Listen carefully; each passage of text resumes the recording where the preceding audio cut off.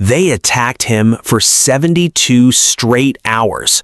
And when he finally responded, he didn't fire back with anger. He responded with something nobody saw coming. Like as a group have to, because everybody's gonna have kids, everybody has that. You don't want your kids to be the side effects of, you know what I'm saying, what you done did in life, the negativity and all this different type of stuff. You don't want that. So let's approach even this, like with a better attitude, like even coming from y'all also. Shedeur Sanders just called out the media for pushing negativity. Straight up, stop lying. Is he protecting his name or sending a warning before the season starts? We done seen all of these different things play out in the last 24 to 72 hours. And I'm here to tell you, a lot of people is weighing in on it. And we have not heard from Shedeur Sanders himself. That is until today. Now, let's pull it up and let me show y'all exactly what Shedeur Sanders said online, because he made his point clear and direct with everybody, man. So Shedeur Sanders took to his X account moments ago. Think about this for a second. You're 23 years old. You just got drafted into the NFL. You're supposed to be living the dream, the moment you worked your entire life for. But instead of celebrating, you're watching reporters tear your name apart on live television, story after story, take after take, every single day. And the whole world is waiting, watching to see how you respond. Most guys break under that pressure. Most guys either explode on social media or completely shut down. Shedeur Sanders did neither. What he did instead, that's what we're talking about today. Because it wasn't just a clapback, it wasn't just a tweet.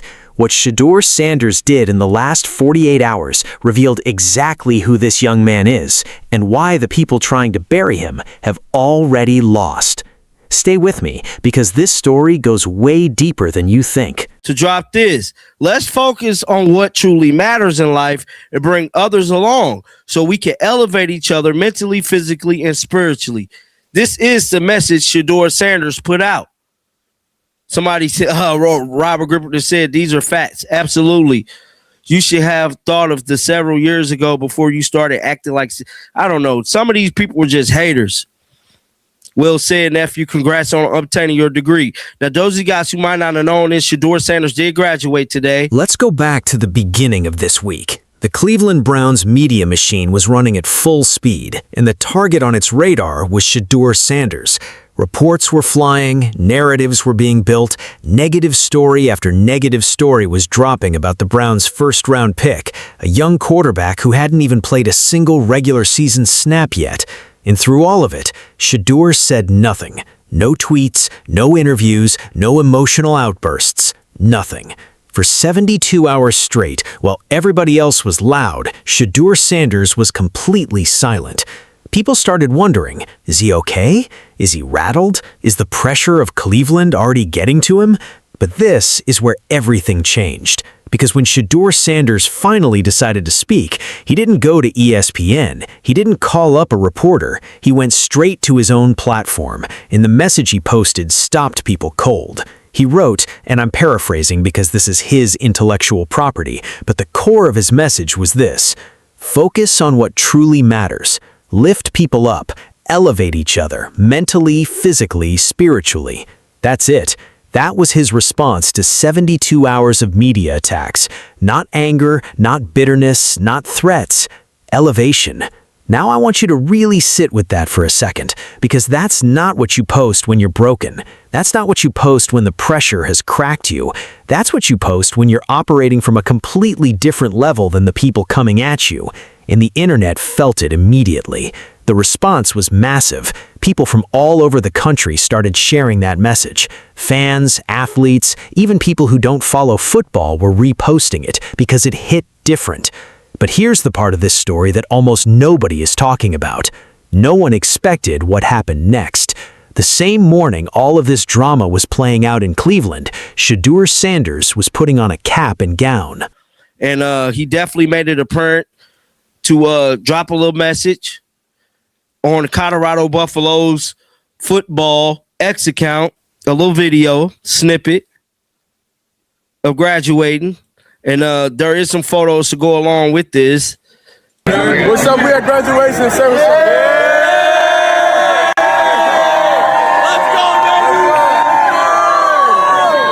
Excellence, man. It's excellent. What's up? This was just a beautiful thing, man. If you guys did not see the live, we did it earlier. That's right. While reporters were busy writing hit pieces about him, while debate shows were going back and forth about whether he can handle the NFL spotlight, Shedeur Sanders was walking across a graduation stage at the University of Colorado and earning his college degree. He posted the video himself, pure joy on his face, his classmates around him, some of his old Colorado Buffaloes teammates right there with him, guys who went through the grind together, who built something special under Coach Prime, who came to Boulder when nobody believed in what they were building. And in the caption, he said something that's going to stick with me for a long time. It's called excellence, man. It's excellence. Man. You want to talk about a two-word response to every single person who doubted him? That right there is it. While they were talking, he was graduating. While they were plotting, he was achieving. That's the Shedeur Sanders nobody on television wants to show you. But now we have to talk about the deeper story, because this isn't just about one tweet and a graduation. It's about a coordinated pattern that's been building since the moment Shedeur's name was called on draft night. That's when things took a shocking turn. See, there's a question that not enough people are asking right now, and that question is, where is all of this negative coverage actually coming from?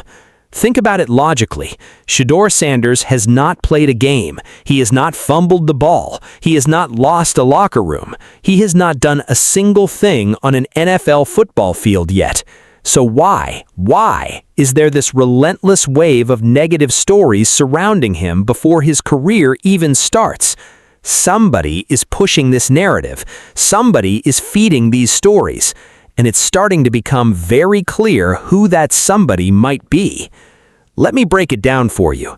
Mary Kay Cabot is one of the most prominent reporters covering the Cleveland Browns, and over the last several weeks, she has been at the center of almost every controversial story about Shedeur that has dropped. Now here's the thing that Skip Bayless actually pointed out, and credit where it's due, Skip made a distinction that most people glossed over. Mary Kay isn't a columnist. She doesn't write opinion pieces. She's a reporter, and reporters don't invent information. Reporters report what they're given by sources. So the real question isn't what Mary Kay is writing. The real question is who is giving her the information to write. And when you start pulling that thread, the trail leads somewhere very interesting. There's a well-documented personal relationship between Mary Kay Cabot and Dee Haslam, the wife of Jimmy Haslam. These two have a close connection that goes back years. And once you know that, once you understand that the reporter covering Shedeur has a direct personal link to the ownership group of the team, suddenly the pattern of coverage starts to make a lot more sense. But this is where everything changed again. Because it's not just outside voices noticing this.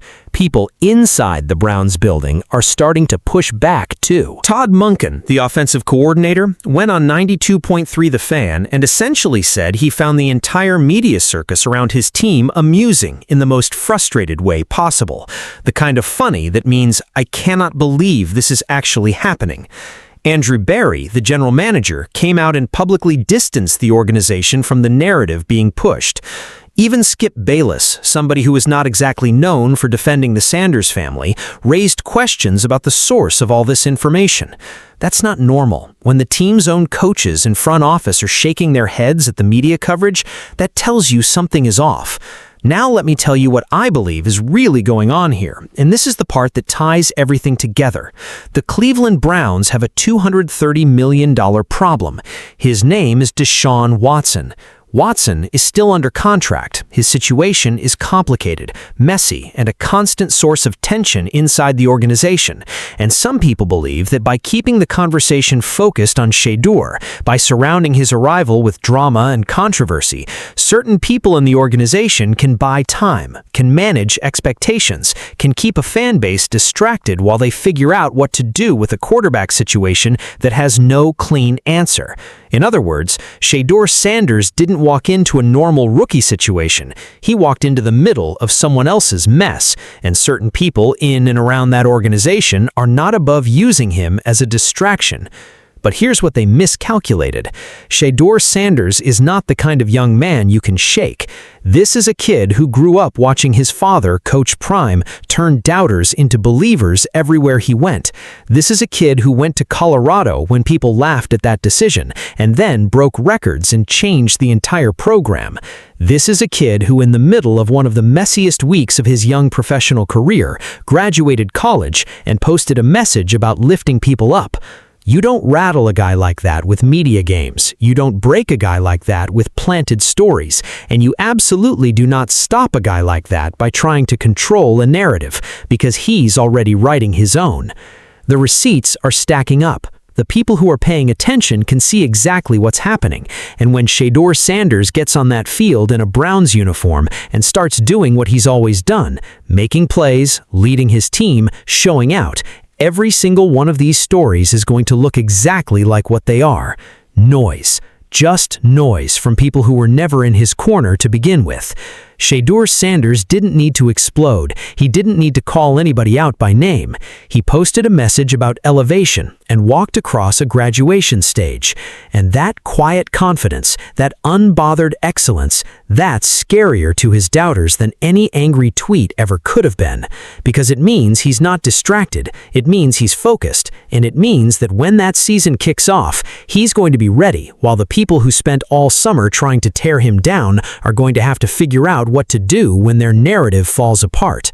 Shedeur Sanders is built for this moment. The question was never whether he could handle the NFL. The question was always whether the people around him were going to give him a fair shot. And right now, based on everything we're watching, that answer is unclear. But one thing is crystal clear. Shedeur Sanders is going to handle his business regardless. Excellence doesn't need permission. It doesn't need validation from reporters or ownership groups or television personalities who made up their minds before the first snap was ever taken. Excellence just shows up, does the work, gets the degree, posts the message, and lets the field do the talking. So, here's what I want to leave you with today. Shedeur Sanders is being tested before his career even begins. The media is pushing narratives, ownership connections are being exposed, and a young man who just wants to play football is being used as a pawn in a much bigger game. But he's not playing their game, he's playing his own. And if history has taught us anything about the Sanders family, when people count them out, when people try to control the story around them, they have a habit of making those people look very, very wrong. Now, hit that subscribe button, because this Brown situation is just getting started, and we're going to be right here breaking down every single move, every story, and every truth they don't want you to know.